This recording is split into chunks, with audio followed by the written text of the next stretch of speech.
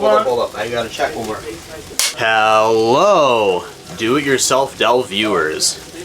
Today, we're reviewing something a little bit interesting today.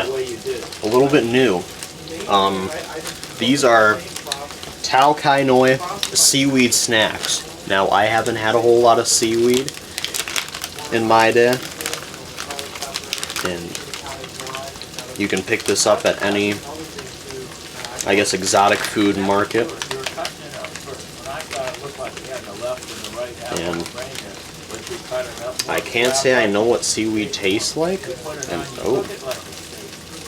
not sure how the flavor will be. So yeah, kind of looks like it's been dried and seasoned, probably lightly salted.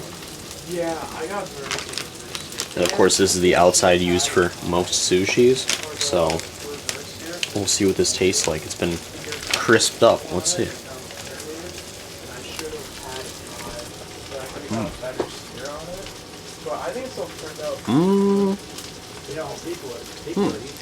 Oh. They're Greek people. They love that oil. I mean, it's part of their deal. Yeah, it's just with seaweed, you want it to be dry, so then you get like a better flavor. And it's thicker and tastes better,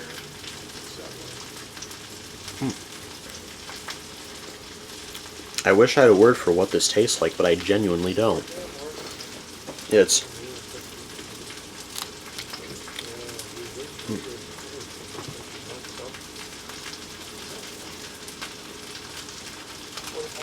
This tastes weird.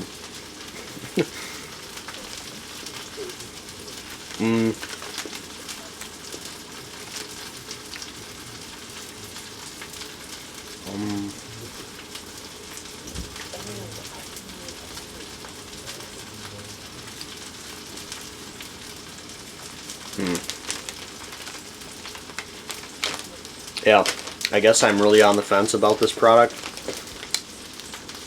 I wouldn't say it tastes like flavored paper, because that's not what it is. I know seaweed is a delicacy around the world. But it's not exactly a flavor I'm accustomed to.